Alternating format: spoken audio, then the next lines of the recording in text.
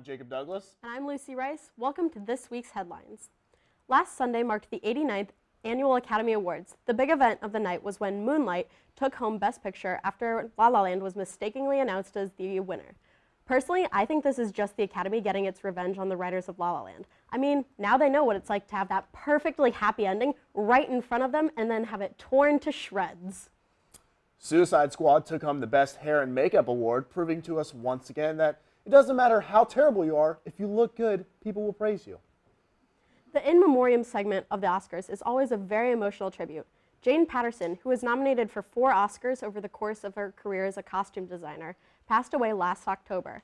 However, instead of showing a picture of Patterson, the Academy used a photo of Jan Chapman, a producer who had worked with Patterson on a few films, who, by the way, is very much alive.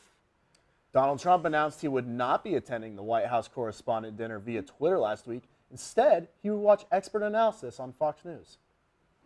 Outlets like CNN, Politico, and the New York Times were left out of a press gaggle with Sean Spicer last week. When asked why the outlets weren't invited, Spicer said, "They didn't have cool toys." Thousands of dead bees washed ashore on beaches in Naples, Florida. Florida beachgoers had to watch their step to avoid painful stings. Experts haven't identified the problem, but I believe it could be the result of a nearby pesticide spray. Lucy, that was by far the worst thing I've ever seen. Come on, Jacob, don't be such a buzzkill. Rapper Remy Ma dropped a Nicki Minaj diss track titled Sheather last week, making most Americans ask the question, wait, who's Remy Ma?